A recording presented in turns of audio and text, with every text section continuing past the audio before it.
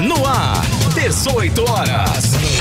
Notícias de Manaus, Amazonas, Brasil e do mundo. Agora na Mix. 6 horas em ponto em Manaus. Boa noite pra você em 100,7. Boa noite pra você na sintonia certa. Você que está aí sintonizado no melhor Mix do Brasil. Estamos começando pra você mais uma edição do programa 18 horas. Hoje é terça-feira, hein? Terça-feira, 25 de janeiro. O ano é 2022. Juntos até às 7 da noite. Eu e a Artemisa Gadelha aqui nos estúdios e temos entrevistados, inclusive. Boa noite, Artemisa Gadelha. Tudo bem? Tudo certo? Tudo certinho, Carlão. Boa noite para você e boa noite para os ouvintes que estão acompanhando 18 horas de algum canto da capital amazonense. Você está no melhor mix do Brasil. 6:01. Boa noite. 18 horas. Vamos aos destaques de hoje. Com a explosão de casos de Covid-19, outra preocupação é com o vírus sincicial respiratório. Os casos devem aumentar nas primeiras semanas do mês de fevereiro.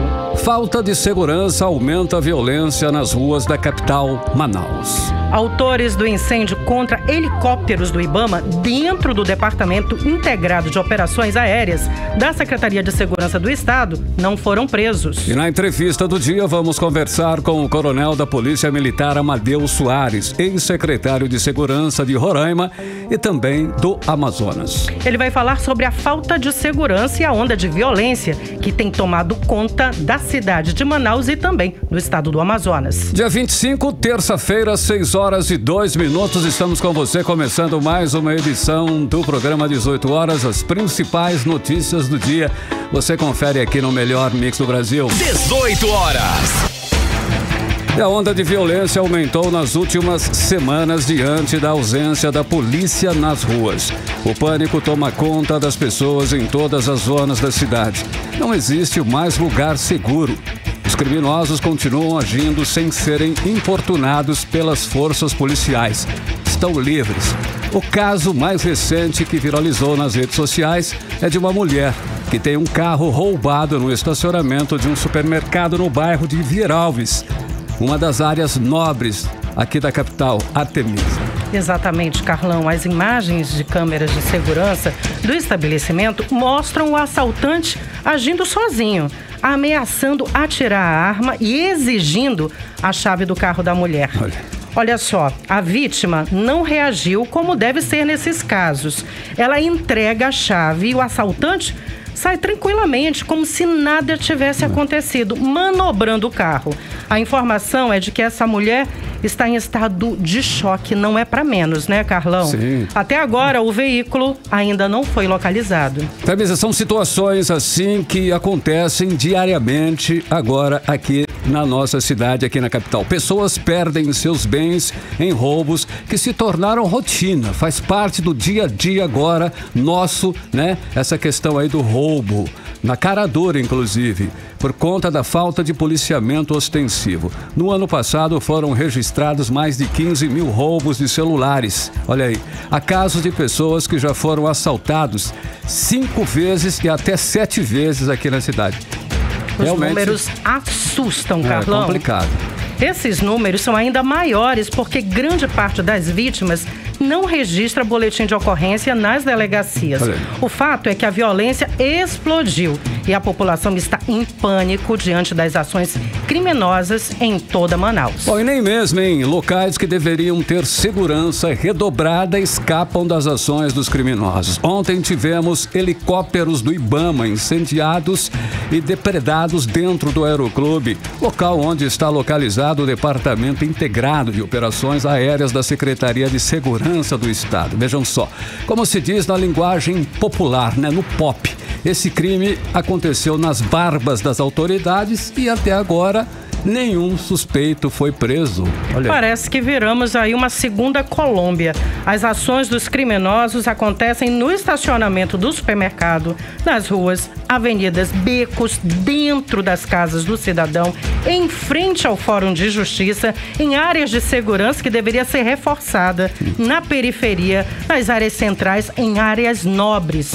Toda Manaus virou, como já dissemos aqui, uma grande zona vermelha, onde as instituições são atacadas. E os cidadãos, os trabalhadores, estudantes, donas de casa, são as vítimas dessa violência sem fim no estado do Amazonas. Realmente, de fato, a situação está tão absurda que num espaço de uma semana, 3 unidades de saúde aqui em Manaus, aqui na capital, foram simplesmente assaltadas e as vítimas foram, sobretudo, os trabalhadores da saúde, quem estava lá prestando serviço, também os pacientes que procuraram as UBSs para um atendimento médico. Simplesmente foram assaltados tranquilamente. E, diante de todo esse descalabro, desse sucateamento da segurança pública, o que faz o governador Wilson Lima?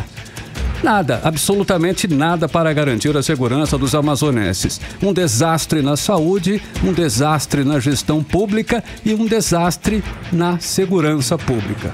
Como você disse, um total desastre. E vamos continuar falando sobre violência, ouvindo agora o coronel da Polícia Militar, Amadeus Soares, ele que é ex-secretário de Segurança do estado de Roraima e também aqui do estado do Amazonas. Boa noite, coronel, seja bem-vindo ao programa 18 horas. Boa noite, Artemisa, boa noite, Carlão, boa noite aos ouvintes da Rádio Mix. Então, coronel, o que está acontecendo no Amazonas para registrar essa explosão de roubos, assassinatos, execuções em plena luz do dia? Tem algo novo que possa estar contribuindo diretamente para tudo isso? Ontem mesmo, aqui no programa 18 horas, nós mostramos uma matéria, uma denúncia do deputado Dermilson Chagas em relação à desativação das SICONs. Esse seria o principal motivo? Bom, eu vejo que é necessário nós contribuirmos aqui com a população falando de números, porque eles são perfeitamente compreensíveis. Explicando os números, nós vamos entender as consequências. Só lembrando que numa das últimas vezes que eu aqui estive, nós tratamos desse assunto novamente e dissemos que o caos se avizinhava, porque as providências e a forma como estão sendo conduzidas as ações da segurança pública estão equivocadas. Vamos lá, vou tratar aqui primeiro do fechamento das SICONs, que na atividade da Polícia Militar é a atividade fim, a atividade operacional. Então estão sendo desativadas mesmo? Estão sendo desativadas. Na calada, na surdina, sem nenhum planejamento apresentado à sociedade, apresentado sequer à corporação, para que ela pudesse avaliar, ela pudesse degustar isso e tomar uma decisão coletiva, uma decisão do seio da corporação, que ela entendesse o processo para poder colocá-lo em andamento. Então, coronel, por isso que a gente não vê mais o efetivo na rua? Então, vamos lá para o efetivo. O efetivo da Polícia Militar hoje está em torno de 7.900 homens. Só que o pronto, que a gente chama, o que está em atividade, é 6.000. O Comando de Policiamento Metropolitano, que é o que comanda a capital, ele tem 2.300 policiais. E esse trabalho de fechamento de SICON está sendo feito para ver se eles conseguem montar 121 viaturas, porque eles não estão conseguindo fazer isso hoje. Agora, isso é um erro que na guerra a gente chama de um erro crasso. Por quê? Porque ele está desativando a atividade fim, atividade operacional. E tem uma premissa em segurança pública que diz o seguinte: quando o Estado não ocupa, o crime vem e ocupa. Então, esse recuo, ele é danoso para a sociedade. E o pior, Artemis, além de não terem escrito um plano, de não terem planejado isso, também não cientificaram a sociedade de que ela está perdendo aquele benefício que foi alcançado há alguns anos. Porque a presença de uma unidade policial em qualquer bairro de Manaus é bem-vinda. Agora, coronel, a gente está observando a falta desse efetivo nas ruas já tem algum tempo, não é de hoje. Sim. Não é com essa desativação que está acontecendo no momento. Isso daí já está acontecendo há muito tempo. Por quê? Que eu praticamente não vejo mais policiais na rua. Você não vê mais viatura na rua. Quantos nós deveríamos ter hoje? Eu me lembro que eu via isso com frequência. Pela lei, era para ter 15.000 policiais militares. Nós estamos aqui com praticamente menos da metade, porque o pronto são 6.000. O dobro seriam 12.000. Então nós estamos bem abaixo da capacidade operacional.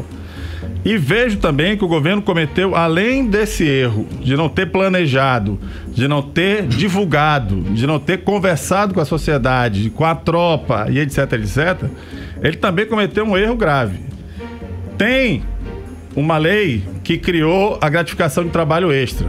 Essa lei foi extinta e foi criada uma outra atividade, só que com bem menos capacidade operacional. Ou seja, tinha-se 3.150 vagas que você comprava a folga do policial militar e essas folgas foram reduzidas para 1.650. Aí a história é que agora vai ter um banco de horas e que vão utilizar praticamente o mesmo número, só que com um pouco de horas a menos. Só que isso impacta, grande parte da tropa vai ficar sem esse salário. Mas uma atividade tão importante, né, coronel? Isso não tem nem que discutir isso daí, tem que ter policiais na rua. Então, Carlão, o erro tá onde estão mexendo. Sim. Estão mexendo onde não deviam mexer. Deveriam mexer nos gabinetes, na atividade meio, na administração, e tirar esse pessoal da atividade meio e colocar na atividade fim. Pronto. E não o contrário. Tirar da atividade fim e colocar para atividade meio. E enquanto diminui o número de policiais, inversamente proporcional aumenta a violência. E o número de bandidos também aumenta. Com certeza. Você disse que teria que ter, sei lá, tem 6 mil, tem muito mais do que isso nas ruas, procurando, né, encrenca. Por isso que nós estamos vivendo esse pânico todo, né? Em todas as zonas da cidade. Exatamente. A verdade é o seguinte, o cobertor, antigamente, ele dava um pouco acima do tornozelo. Hoje esse cobertor está acima do joelho. Está desprotegida a cidade de Manaus. Vou dizer aqui, 121 viaturas. Quando foi em 2013, na implantação do Ronda nos Bairros, se montava 250 viaturas. E Manaus tinha naquela época 193 setores. Então, se ele montar 121 viaturas, ele não cobrirá grande parte da cidade. Grande parte da cidade ficará desprotegida.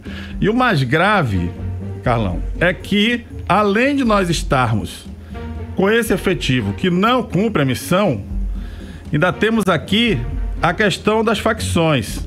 Pois é. Que pelo um levantamento que eu recebi aqui, Manaus está dividida em 5 facções. A região da Cidade de Deus, Valparaíso, é uma tal de CDN.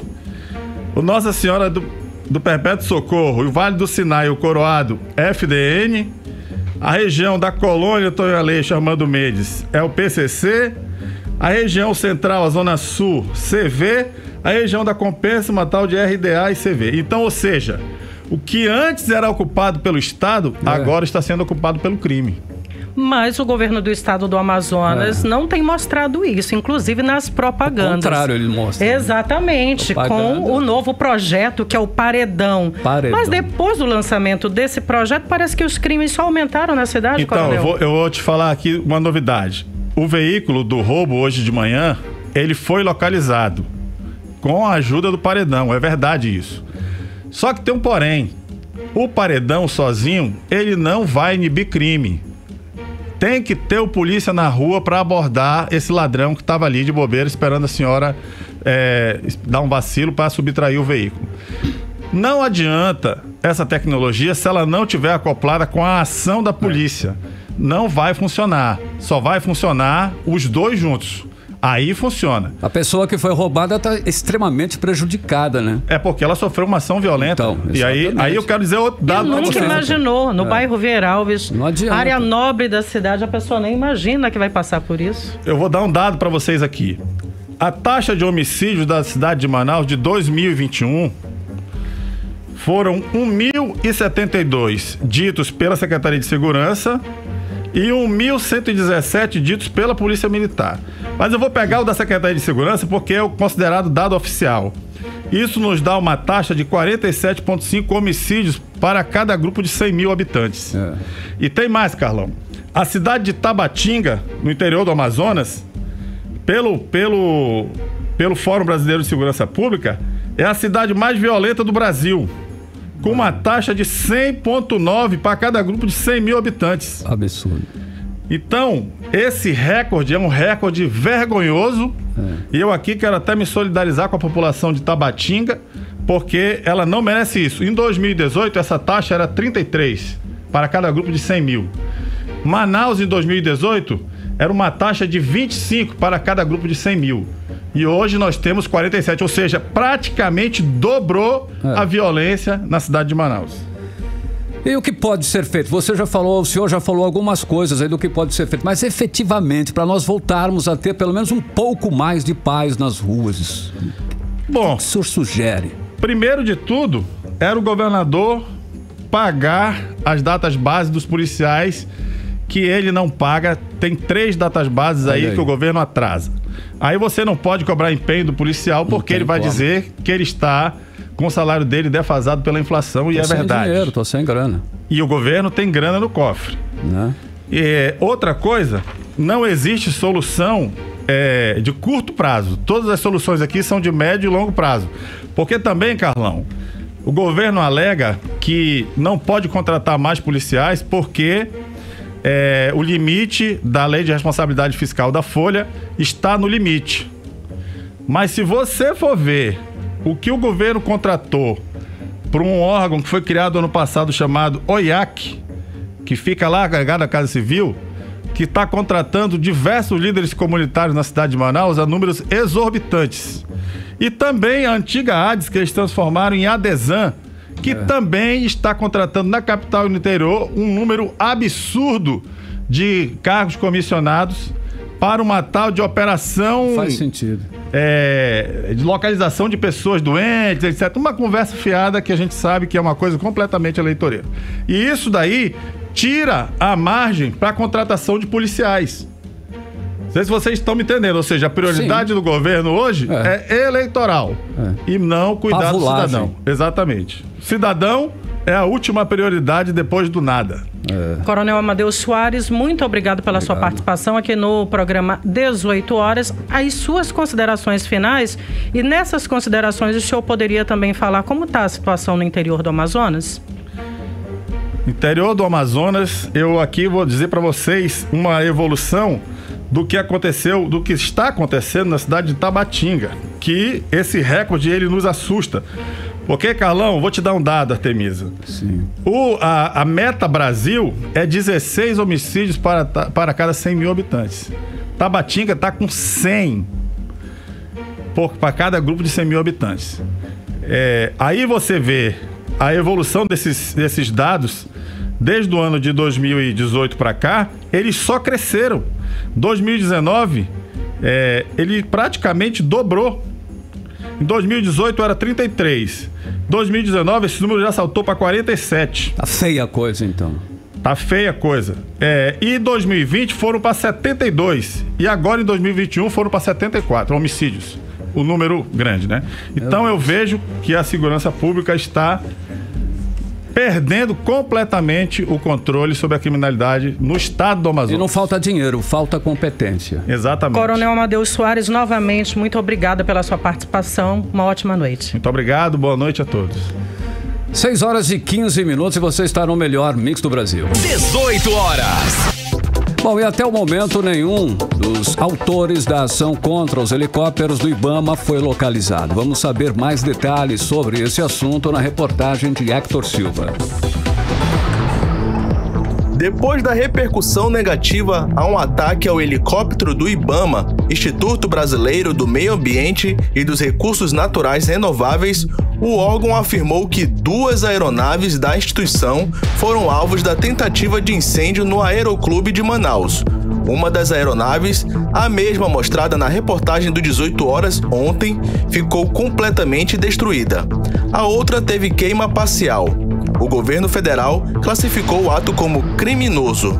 De acordo com o Corpo de Bombeiros, 2 homens foram flagrados por câmeras de segurança invadindo o aeroclube e ateando fogo nas aeronaves. A Secretaria de Segurança Pública do Amazonas se pronunciou informando que conseguiu mapear o carro utilizado pelos suspeitos, isso muitas horas depois do ataque. Testemunhas haviam informado que os suspeitos do ataque haviam chegado em uma motocicleta, o que é contraditório.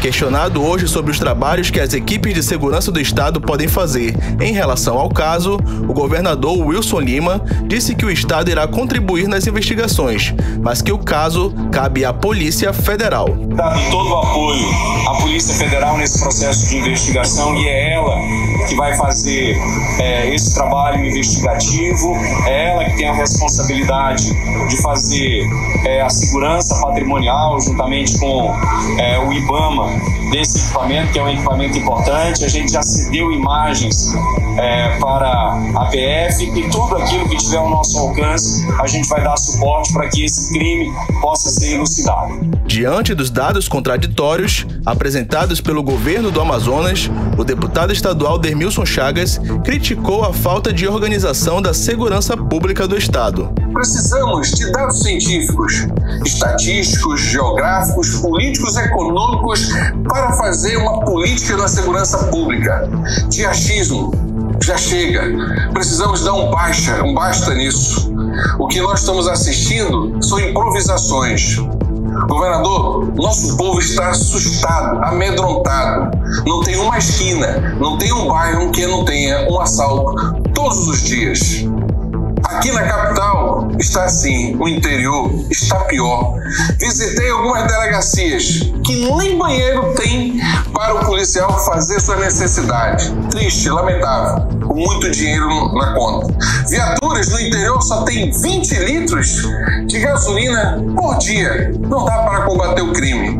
Governador, faça alguma coisa. Os ataques aos helicópteros do IBAMA foram registrados na madrugada da segunda-feira por volta das 4h30. Até o momento, ninguém foi preso.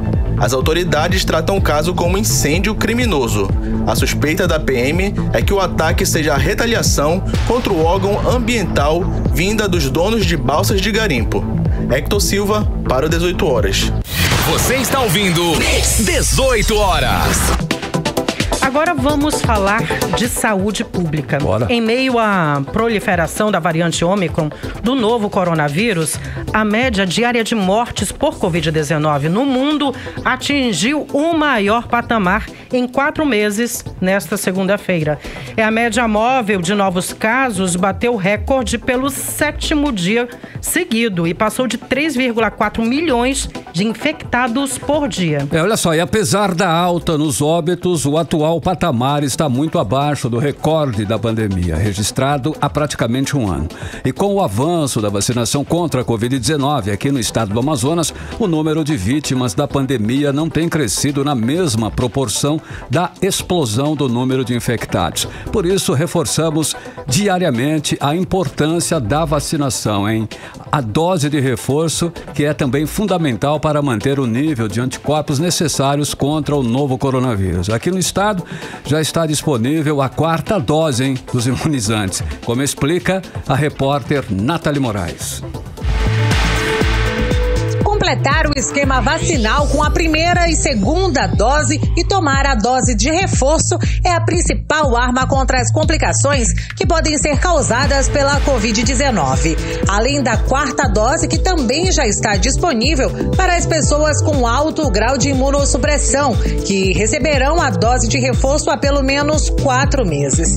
Atualmente, 77% dos pacientes que estão internados com Covid-19 em unidades de saúde pública e privadas do Amazonas fazem parte do cenário de falta de vacinação com esquema incompleto ou até mesmo não iniciado. Segundo a diretora-presidente da Fundação de Vigilância em Saúde do Estado, Tatiana Amorim, a dose de reforço é fundamental para manter o nível de anticorpos necessários contra o novo coronavírus.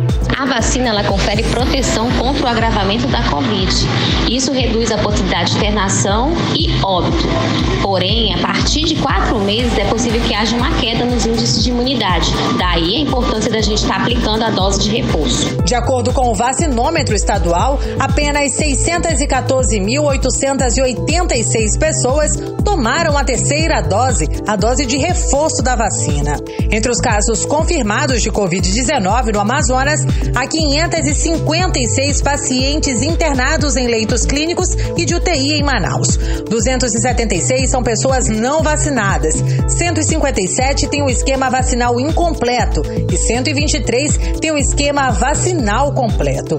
As pessoas que quiserem garantir a dose de reforço devem apresentar a carteira de vacinação, um documento de identificação original com foto ou a certidão de nascimento para as pessoas com idade abaixo de 17 anos e CPF. Para a população acima de 60 anos, o intervalo para a terceira dose é de pelo menos 3 meses da aplicação da segunda dose. Para as pessoas com idade entre 12 e 59 anos, a imunização com a dose de reforço exige um intervalo de pelo menos 4 meses.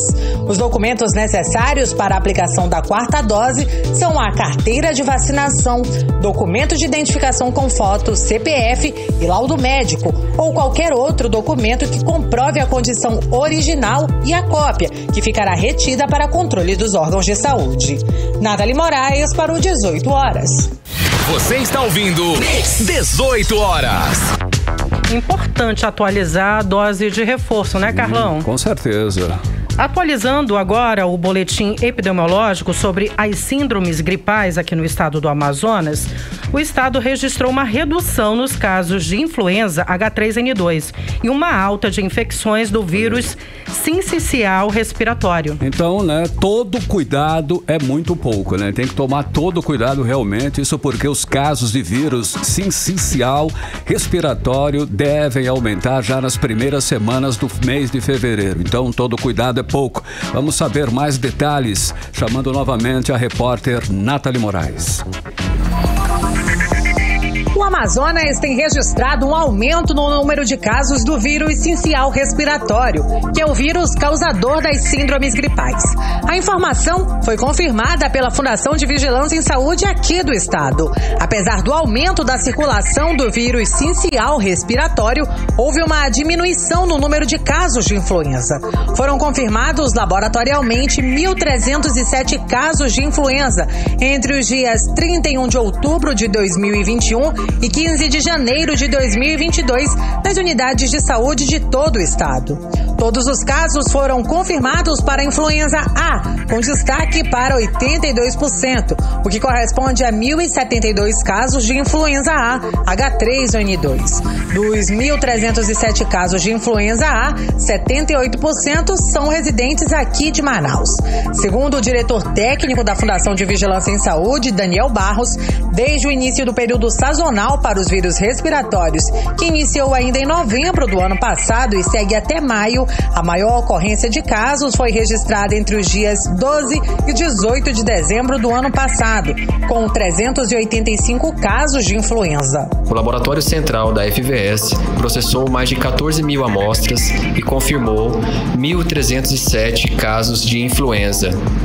82% desses casos foram do tipo H3N2 e houve um caso de influenza do tipo H1N1. O período com maior número de casos foi entre os dias 12 a 18 de dezembro de 2021. Desde então, os casos têm mostrado redução aqui no Amazonas. O aumento de casos de vírus sincicial respiratório foi observado desde o dia 19 de dezembro de 2021, confirmados 1.154 casos.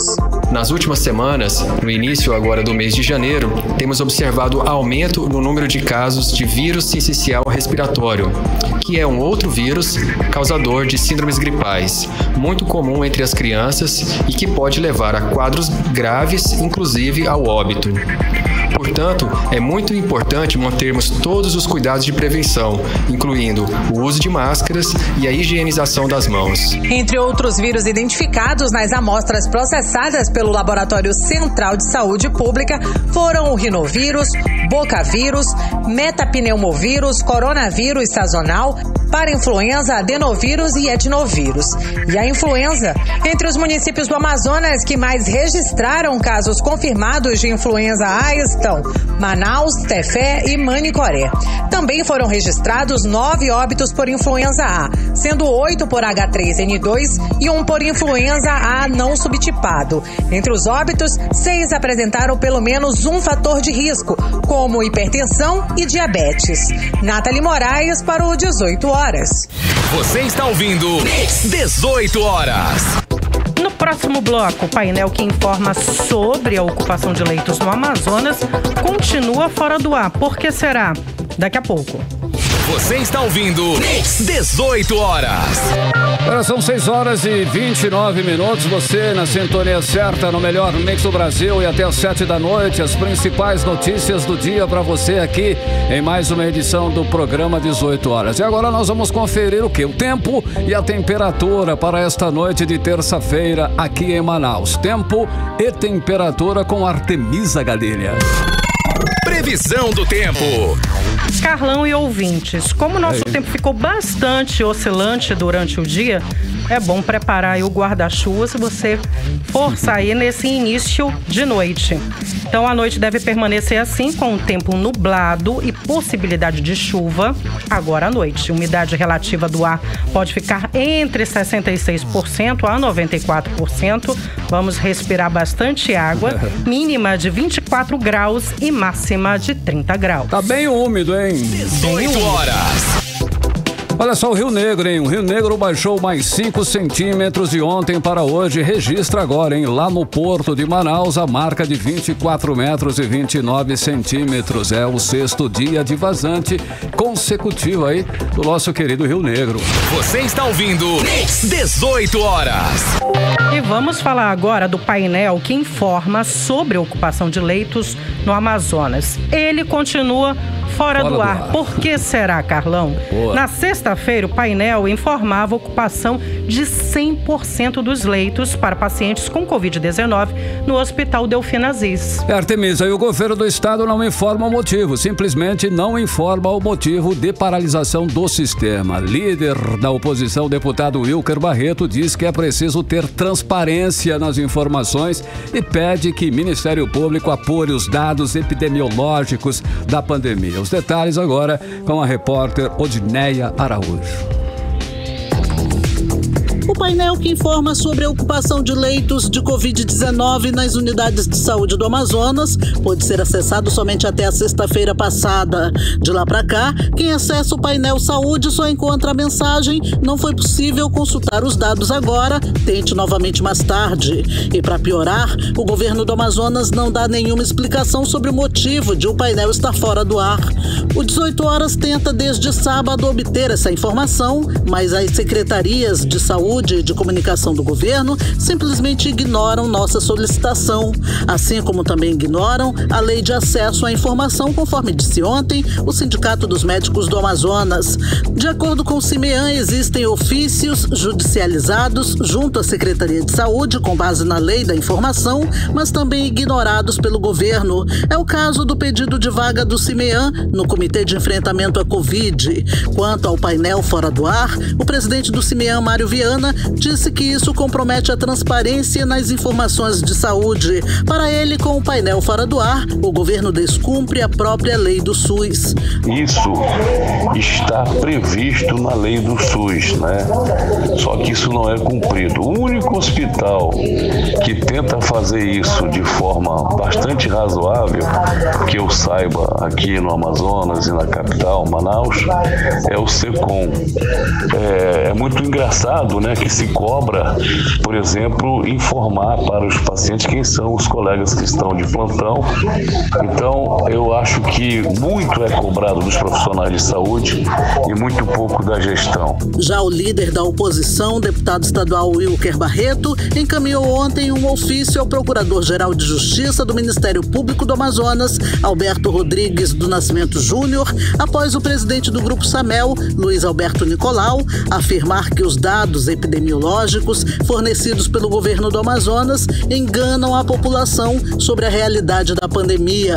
O deputado solicitou que o órgão investigue, junto à Secretaria de Saúde do Estado, as cópias dos registros dos atestados de óbitos e de internações nas unidades de saúde de Manaus.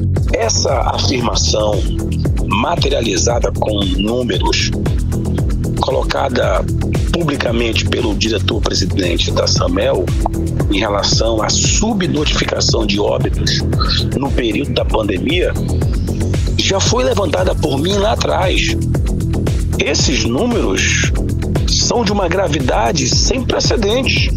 Reforça a necessidade de agora, a partir do dia 1º de fevereiro, a Assembleia Legislativa ter a coragem e respeito para com o povo e investigar todo o processo de pandemia, das suas omissões, desvio de recursos, subnotificações e desmandos na condução de um governo desastroso que infelizmente expõe o povo do Amazonas a um sofrimento toda vez que tem uma onda. Odneia Araújo para o 18 horas. Você está ouvindo 18 horas. O governador Wilson Lima informou hoje a implantação de mais 30 leitos de unidade de terapia intensiva no Hospital Delfina Aziz para pacientes de Covid-19.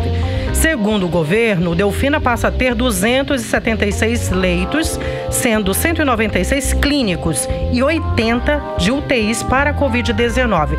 Mas a gente continua enfatizando aqui, Carlão, o governo não informou em que pé está a ocupação. Agora a pergunta, né? O que será que eles estão querendo esconder? Será que, né? Nada justifica o sistema estar fora do ar por tanto tempo. Fica fora do ar, é claro, mas é rápido, né? Volta.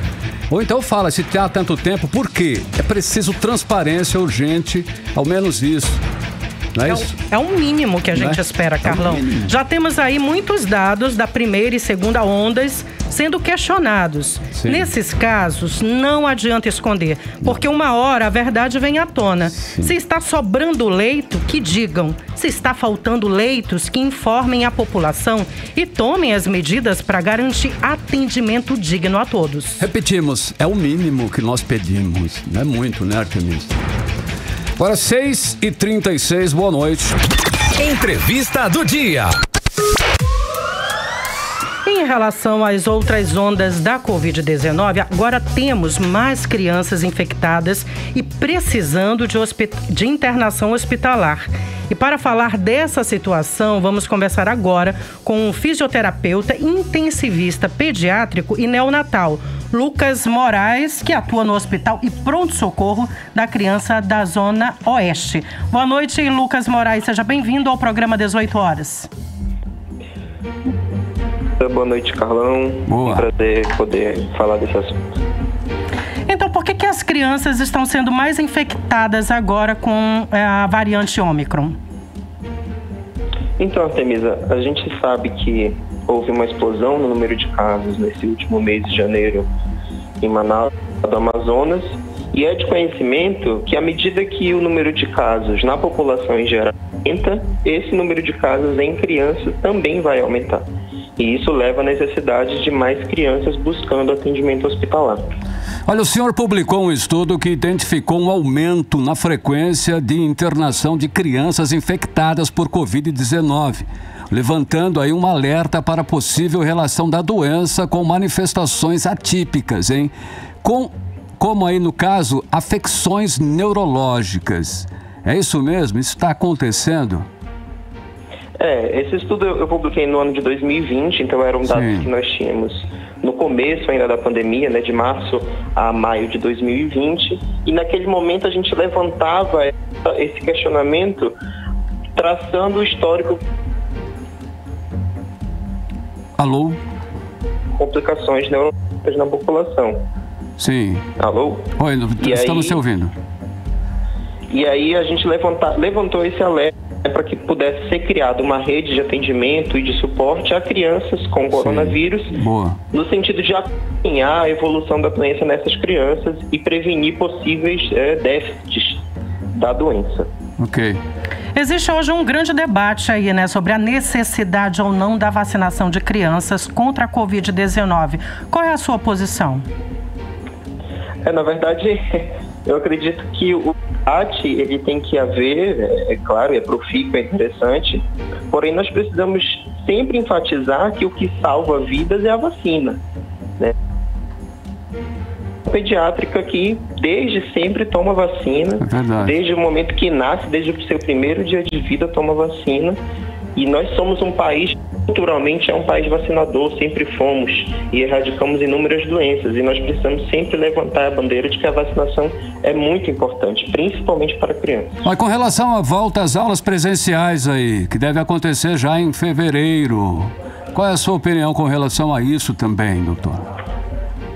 A minha opinião é que precisamos garantir segurança, tanto para crianças, né, que precisam voltar às aulas, isso a gente sabe. Houve uma defasagem escolar muito grande nesse período, mas elas precisam voltar em segurança, assim como para os professores.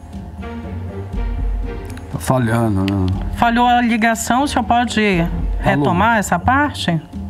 Então, precisamos garantir que elas retornem às escolas, porém com segurança. Exatamente. Vacinadas, todas as crianças, assim como os profissionais que trabalham, os professores, né, os merendeiros, os administrativos de toda a rede pública municipal. Boa. Até porque é difícil controlar, né? As crianças, elas levam a mão na boca, são muito emotivas, querem abraçar os pais, então, por isso também a importância da vacina.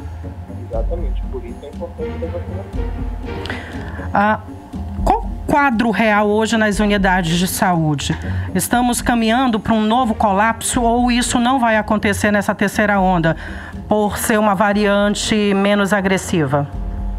Olha, no momento, a gente observa um aumento do número de leitos à disposição para a internação de crianças, porém ainda não temos um quadro muito grave, né, de ocupação total de leitos. Eu percebo que nós estamos nos antecipando a um possível problema lá na frente. Sim. E a maioria dos casos são casos leves a moderados. Na sua unidade, no pronto-socorro da criança da Zona Oeste, como está a situação? Como eu falei, a maioria dos casos na minha unidade é de caso leve a moderado. Há vários casos, há dezenas de casos. Nós não estamos ouvindo bem o seu áudio. O senhor pode aproximar, por favor, do telefone? Oi, me ouve agora? Sim, agora sim. Então, como eu disse, a maioria dos casos da unidade em que atuo são de casos leves a moderados. Temos poucos casos graves. Existem também os casos em crianças da florona, Covid e mais a influenza H3N2? Até o momento, não. Muito obrigada pela sua participação, Lucas Moraes, fisioterapeuta. Por favor, as suas considerações finais. Muito obrigado pela oportunidade, Artemisa, Carlão, pelo espaço que vocês dão para a gente falar e levar a mensagem à população: vacinem as suas crianças. Nós temos poucas crianças vacinadas ainda. Precisamos levar as nossas crianças para garantir a sua sobrevivência. É disso que nós estamos falando. Sem dúvida, é isso aí. Conversamos então com o fisioterapeuta intensivista pediátrico e neonatal Lucas Moraes, ele que atua no Hospital e Pronto-Socorro da Criança na Zona Oeste. 6h42, você é o melhor mix do Brasil. 18 horas. E o prefeito Davi Almeida anunciou por meio de vídeo em suas redes sociais que a vacinação infantil contra a Covid-19 já está nesta quarta-feira, hein? Já nesta quarta-feira, dia 26, será aberta para todas as crianças acima de 10 anos de idade, independente de serem ou não portadoras de doenças pré-existentes, que são as chamadas comorbidades. É uma boa notícia, né, Artemisia? Ótima notícia. Os pais ou responsáveis podem levar seus filhos e tutelados para os 4 pontos de vacinação infantil. Primeiro, fica no Parque da Criança, na Zona Sul. Temos também outro no Clube dos Trabalhadores, SESI, na Zona Leste, e também no Centro de Convivência Madalena Arcidal, Zona Oeste, e ainda no Shopping Via Norte, na Zona Norte. Você está ouvindo 18 horas. Olha aí, a operação padrão dos auditores fiscais em todo o Brasil já prejudica a produção no polo industrial aqui de Manaus e ameaça empregos, hein? É uma operação padrão dos auditores, Artemisia. Pois é, entidades das indústrias como CIEAN e FIEAN, além da SUFRAMA, se reúnem com representantes sindicais dos auditores fiscais para tentar sensibilizar a categoria e minimizar os impactos no despacho de mercadorias. Exatamente. Empresas como a Moto Honda, por exemplo, entraram na justiça para liberar insumos. A reportagem é de Odineia Araújo. O processo de importação do polo industrial de Manaus começa a ser comprometido pelo Movimento Nacional dos Auditores Fiscais, que reivindicam melhorias salariais. Esses servidores estão atuando na chamada Operação Padrão, que deixa a liberação de cargas mais lenta desde 27 de dezembro de 2021. Quase um mês depois, o polo industrial de Manaus começa a sentir os efeitos da lentidão dos servidores públicos para liberar mercadoria. Para o presidente do CIEAM, o Centro das Indústrias do Estado do Amazonas, Wilson Périco, a situação é muito preocupante. Sem mercadoria para produzir, as empresas podem começar a demitir. O fato é que, mais uma vez, isso vem atingir o contribuinte, no caso, os investimentos, tanto do comércio quanto da indústria, aqui em Manaus principalmente, mas no Brasil todo. E o pior, né? Os empregos gerados por esses investimentos. Então, essa é a nossa maior preocupação. Nós não estamos medindo esforços em dialogar tanto com o Sindifisco, que é o sindicato que representa os auditores fiscais, e também, através da entidade de classe, levar essa nossa preocupação ao Ministério da Economia. Com produtos retidos na alfândega, a Motorhonda, por exemplo, entrou na justiça e ganhou o direito de liberar suas mercadorias. Segundo a decisão da juíza federal Jaisa Frache, a multinacional alegou perigo até de paralisação das atividades. Em sua decisão, a juíza entendeu que o direito à greve dos auditores fiscais não pode se sobressair ao direito da empresa, gerando prejuízos ao exercício da atividade econômica. A Motorhonda é responsável por 7 mil empregos diretos e outros 93 mil indiretos. Para a FIEAM, a Federação das Indústrias do Amazonas, a decisão obtida pela Motorhonda na Justiça abre precedentes para que outras empresas do polo industrial de Manaus também entrem com mandado de segurança para conseguirem a liberação de suas mercadorias. Ontem, o presidente do CIEAM, Wilson Périco, da FIEAM, Antônio Silva, e o superintendente da SUFRAMA, Algacir Poulsin, estiveram reunidos com representantes do Ministério da Agricultura em Manaus, tentando resolver os problemas causados pela ação dos auditores fiscais ligados ao MAPA. Eles agora tentam, junto ao Sindifisco, minimizar os impactos no atraso da liberação das mercadorias, de acordo com o presidente da FIEAM, Antônio Silva. Ontem estivemos reunidos lá no Ministério da Agricultura, com a presença do meu companheiro Wilson Périco e do general Poulsin, onde tentamos equacionar e contamos também com a boa vontade do pouco efetivo que tem lá, o nosso caso aqui, os colaboradores do MAPA. Estamos atentos e trabalhando para tentar diminuir todo e qualquer impacto prejudicial que venha afetar o nosso polo industrial de Manaus, por sua vez, a economia do estado do Amazonas. A mobilização dos auditores fiscais começou no final do ano passado, depois da aprovação do orçamento de 2022, quando o presidente Jair Bolsonaro cortou o orçamento da Receita Federal para bancar o reajuste salarial dos policiais federais. Odneia Araújo para o 18 horas. Você está ouvindo 18 horas. E agora vamos direto para Brasília falar com o correspondente do 18 horas, jornalista Carlos Eduardo Matos. Boa noite. Boa noite, Artemisa. Boa noite, Carlão. Boa noite a todos. Dando continuidade à reportagem da Odneia Araújo sobre a mobilização dos auditores fiscais da Receita Federal em todo o país, o 18 horas fez uma apuração aqui em Brasília, junto ao Sindifisco Nacional, sobre como estão as negociações com o governo federal. E de acordo com a assessoria de imprensa do Sindifisco Nacional, ainda não há previsão de um acordo entre os auditores fiscais e o governo federal. O motivo, Artemisa, é que a categoria exige que o presidente Jair Bolsonaro regulamente o bônus de produtividade e eficiência que está na Lei 13.464 de 2017, que, porém, necessita de uma regulamentação por meio de decreto. Isso faz parte de um acordo firmado em 2016. Essa é a prioridade no momento. E como o ministro Paulo Guedes, na última reunião, disse que não é o momento de conceder esse benefício, o Sindifisco informou que mantém a operação padrão nos estados e a entrega coletiva de cargos. Mais de 1.300 cargos de confiança foram entregues, e isso já começou a afetar, inclusive, a análise e julgamento de processos da Receita Federal, como, entre eles, autuações por sonegação fiscal, pedidos de ressarcimento, compensação e restituição de imposto. Para se ter uma ideia, Artemisa, no ano passado, esses setores julgaram processos que somaram 202 bilhões de reais, um prejuízo enorme já agora no mês de janeiro. A gente conversou com o auditor Marcos José de Souza Neto. Ele é vice-presidente do Sindifisco aqui no estado do Amazonas e coordenador regional da mobilização. Ele explicou para a gente como está esse movimento aí no estado do Amazonas e a continuidade do impasse com o governo federal. Vamos ouvir o que ele disse. Os auditores fiscais da Receita Federal continuam em operação padrão nas alfândegas do Porto e Aeroporto de Manaus e nos terminais de carga alfandegados.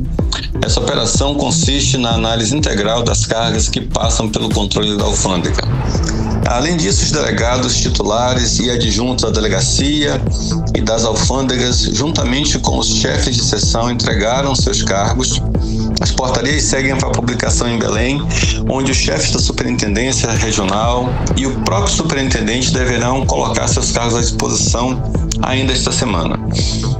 O governo havia firmado o compromisso de publicar o decreto regulamentando o bônus de produtividade da Receita Federal assim que a lei orçamentária fosse aprovada. Agora, com a aprovação do orçamento, esperamos que o governo publique esse decreto, que já faz parte de um acordo firmado em 2016, assim como recomponha os recursos orçamentários de custeio da Receita Federal. Você está ouvindo 18 horas.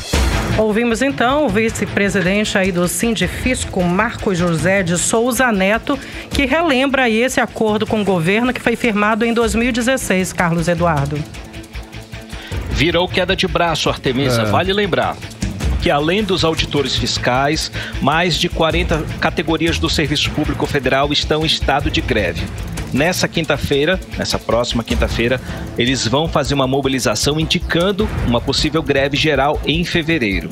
E os professores da educação básica, um assunto que nós falamos ontem aqui no 18 horas, também estão se mobilizando contra o governo que pretende impedir o reajuste de 33% do salário, previsto na lei do piso do magistério. Artemisa e Carlão. Ok, Cadu, tudo bem? Deixa eu te falar, o que temos de novidade aí na corrida presidencial? E os marqueteiros, eles já estão de plantão? Os marqueteiros já começaram a ser contratados? Aí, a estratégia já está começando? Como é que está essa situação aí? Que já está próximo, né? Já está bem aí, né? Já estamos em 2022. Na ilharga, como dizem os amazonenses, né? Nós amazonenses. Na ilharga, já estamos em 2022, não é isso? Isso, Carlão. Os pré-candidatos à presidência, que estão ali no topo das pesquisas, conseguiram avançar um pouquinho nas negociações para definir um marqueteiro. Essa função é uma das mais importantes de uma campanha política, porque é uma espécie de maestro que coordena e harmoniza o trabalho que é realizado nas ruas, nas redes sociais, ou seja, é a pessoa que faz a campanha acontecer. A criação da campanha, né? Exatamente. Ele cria. Não é Ele está ali junto com o estrategista, né, fazendo as coisas acontecerem ali. E começando pelo presidente Jair Bolsonaro, o nome mais cotado para assumir essa função é do marqueteiro Duda Lima, indicado pelo presidente do PL, Valdemar da Costa Neto. Ele trabalha para o partido há 15 anos e tem no currículo a campanha do deputado federal Celso Russomano, do Republicanos, para prefeito de São Paulo. Mas a estratégia de redes sociais, como eu falei aqui há alguns dias, vai ser do vereador do Rio de Janeiro, Carlos Bolsonaro, o filho do presidente. Ele foi bastante elogiado pelo trabalho que realizou em 2018, que ajudou a eleger o pai dele, porém, alguns integrantes do comitê de campanha rejeitam esse nome, porque a realidade do Brasil é bem diferente da de 2018 e que Bolsonaro vai precisar, sim, de uma outra estratégia se ele quiser chegar à reeleição.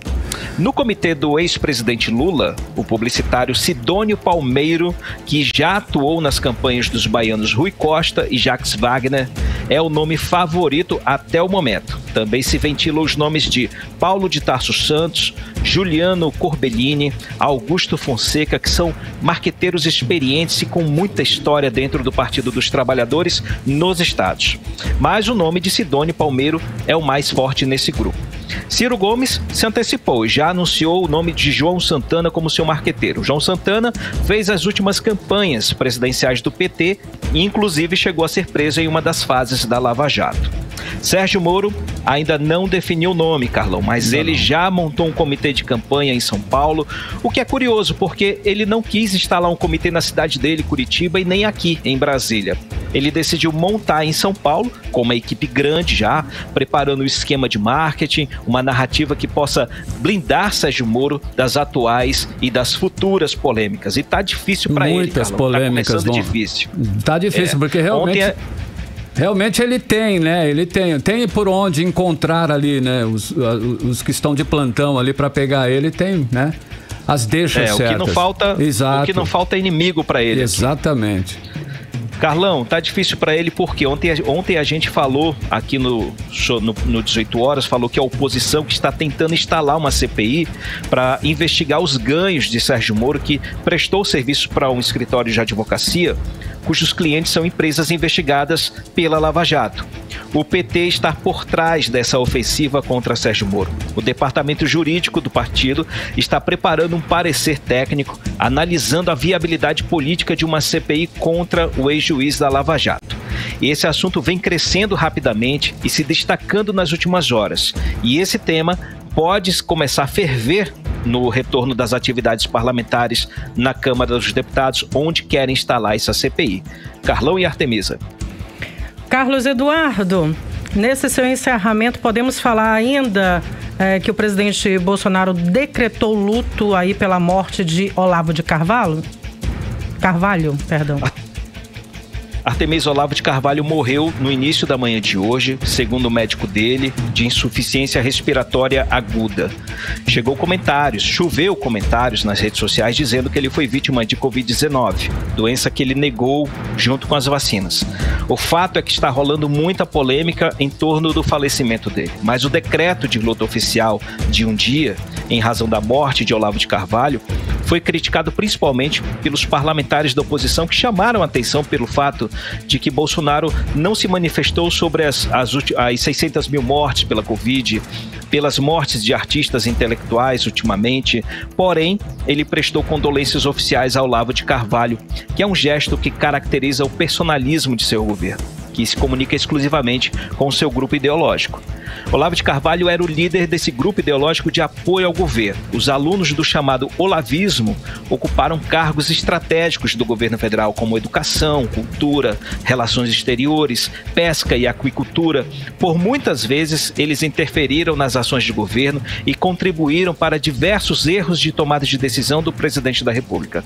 E após as manifestações antidemocráticas, a abertura de CPI das fake news, esse grupo olavista foi se enfraquecendo, mas ainda existem muitos alunos de Olavo de Carvalho trabalhando para o governo, no Poder Legislativo, no Poder Judiciário, assumindo chefias de gabinete, assessorias técnicas, e essas pessoas se identificam pelo viés ideológico radical colocado em suas atividades profissionais. Olavo de Carvalho era um dos mais importantes aliados do presidente Bolsonaro, que ajudou ele nas eleições em 2018. Mas nos últimos meses ele se desentendeu com Bolsonaro, passou a fazer críticas públicas, dizendo que foi usado pelo presidente da República. Volto com vocês, Artemisa e Carlão. Muito obrigada, Carlos Eduardo Matos. Até amanhã. Valeu, gente. Um abraço. Tchau, tchau. Tchau, tchau. 6 horas e 58 minutos em Manaus. 18 horas. E o ex-governador e pré-candidato ao governo do Amazonas, Amazoniano Mendes, informou hoje que testou positivo para a Covid-19. Nas suas redes sociais, Amazoniano disse que apresenta sintomas leves, que está em casa e seguindo todas as orientações médicas. Mix. 6 horas e 58 minutos e agora nós vamos atualizar os números da Covid-19 aqui no Amazonas e no Brasil com Artemisa Gadelha. Ainda finalizando nota do ex-governador Amazoniano Mendes, Amazoniano tem 82 anos e tomou as 3 doses da vacina contra a Covid-19. E é a primeira vez que ele testa positivo. Na postagem no Twitter, Amazoniano disse que está bem de saúde e que em breve estará de volta. Agora sim, os números da Covid no Brasil e no Amazonas, Artemisa Gadelha.